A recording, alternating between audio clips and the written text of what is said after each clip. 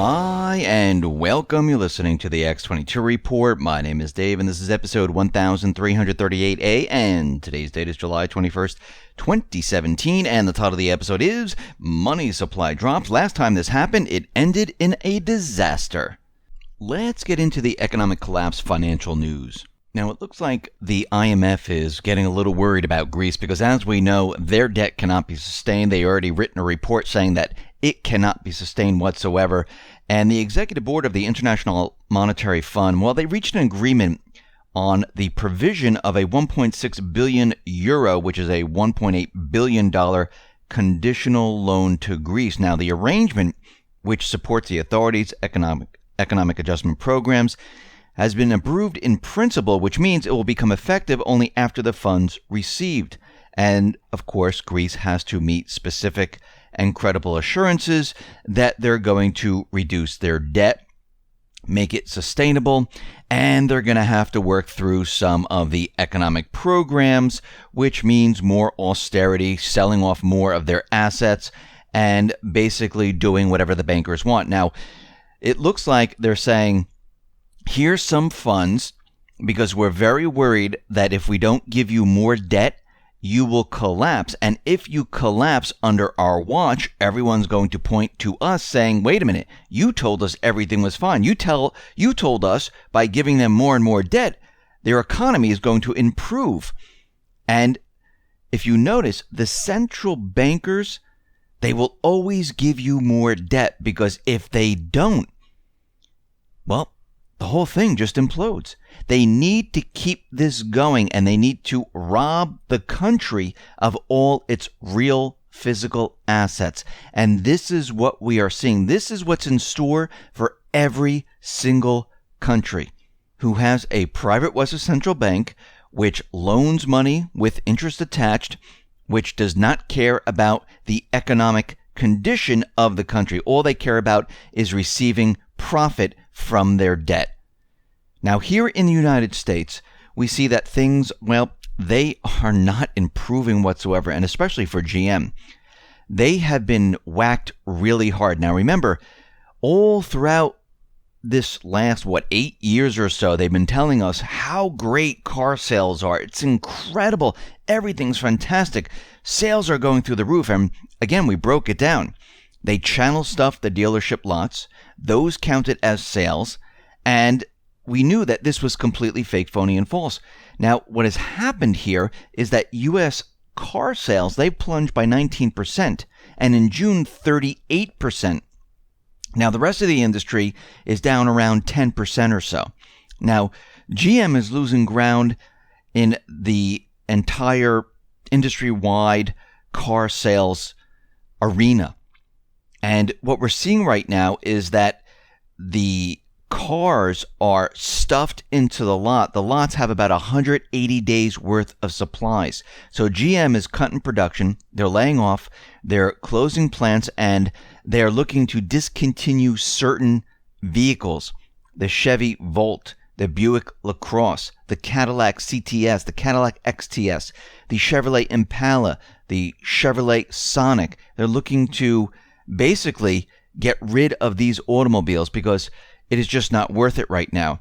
And we see they're in a big amount of trouble, and it's not going to end well for any of these corporations. And we need to remember that these corporations, well, their pension plans, they are very underfunded.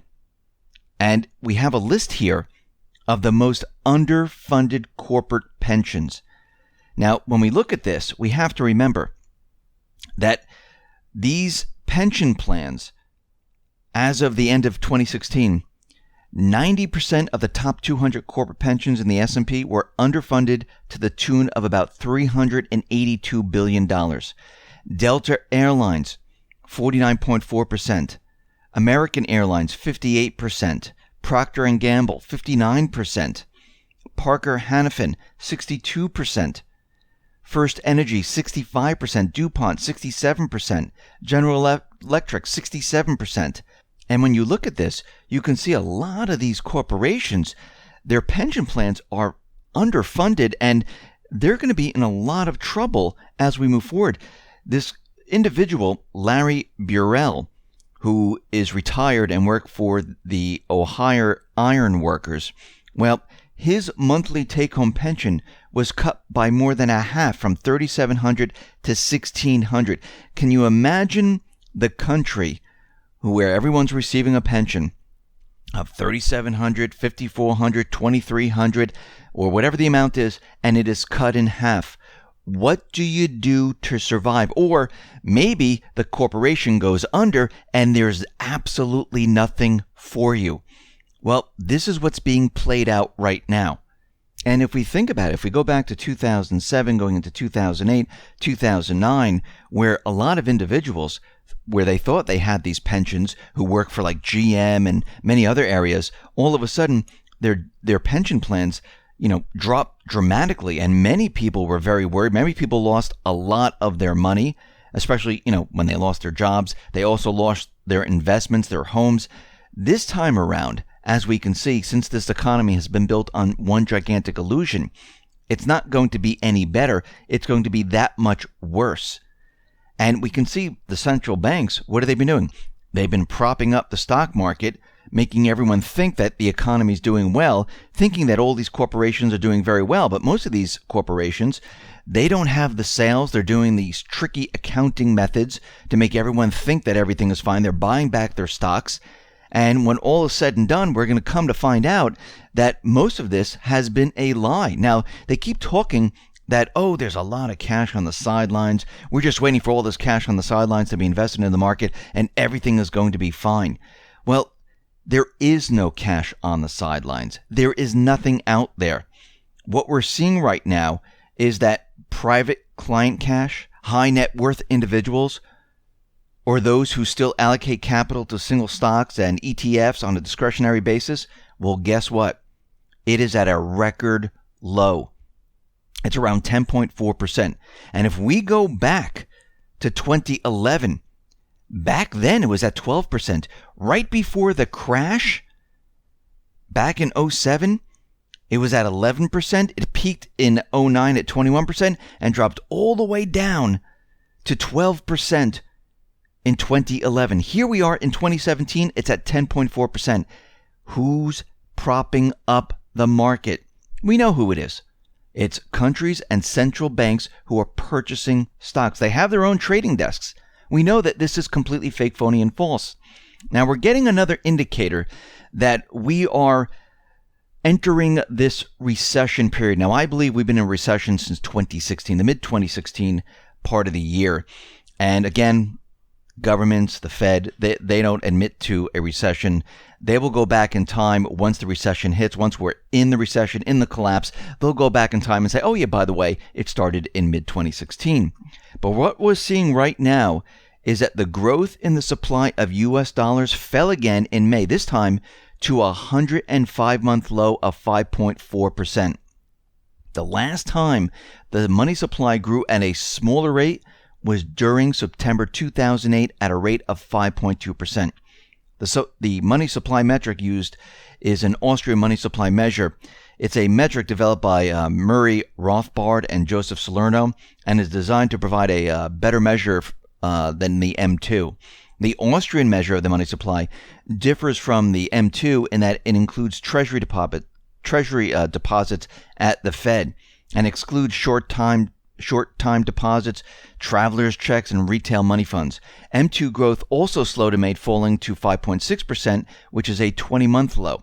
Now, money supply growth is a helpful measure of economic activity. Now, during periods of an economic boom, money supply tends to grow very quickly as banks make more loans. Now, during recessions or when the economy turns downward, guess what happens? Well, we see a falling money supply. And this is what we are seeing right now.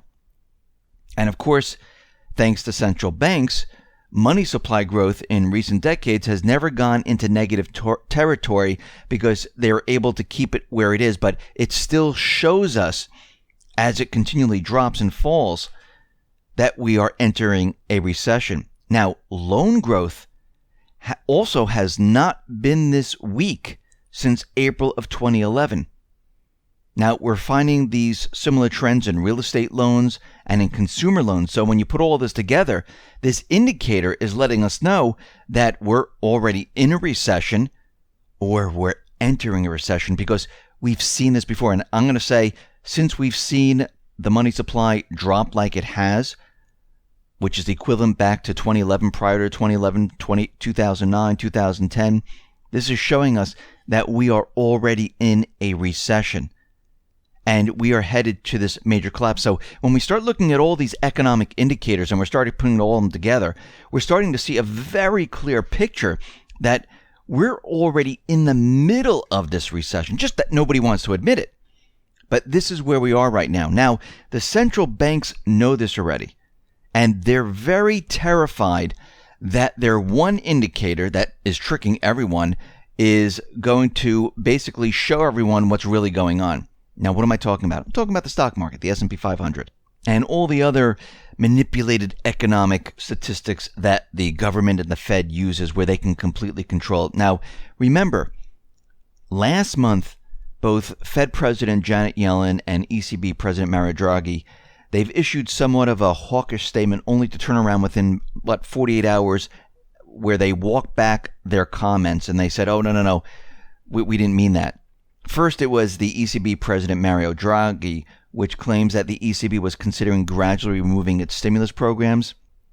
All of a sudden, European markets dived in response to this. So Draghi sent out his number 2 guy on a PR campaign and said this was not really what he meant. It was misrepresentative. And basically, the markets went back up. Then came Janet Yellen, suggesting that the Fed will be engaging in multiple more rate hikes and shrinking its balance sheet, only to turn around a few days later to deliver some of the most dovish testimony to Congress in Fed chair history. Yellen completely contradicted all of her early statements, claiming that the Fed was just about done with its rate hikes and that it would not use its balance sheet reduction to drain liquidity from the system. Well, guess what happened? She went back on everything that she said because she saw what happened in the market. And this is what is happening here. They're testing the grounds to see how everything is going to respond. And if these manipulated economic indicators that they use drop, well, guess what? They step back from it because they understand if these go down, everyone's going to be looking, going, what just happened to the economy? Because remember, the majority of the people look at the stock market. They look at the S&P 500. They believe what the corporate media is saying. They believe what the Fed is saying. And they don't look at the real economic information. Go back to 2008. The economy was completely falling apart right before the market came down in October, then again in 2009. I mean, you saw companies going under, they're being bailed out. People were just walking away from their homes. Corporations were laying off like crazy. And this was all happening while they were telling us the economy was great. It was sustained. They're not forecasting a recession. The same thing is happening once again. But they figured out how to control it a little bit better. But again, reality is going to set in. And once reality sets in, the whole thing is just going to come down. And we're seeing all these economic indicators. And we know how it ends. We know how all of this ends. It ends in a disaster. This is why you need to be ready and prepared. Listen, everyone, thanks a lot for listening. Be well, be safe, and especially be prepared. Thanks a lot.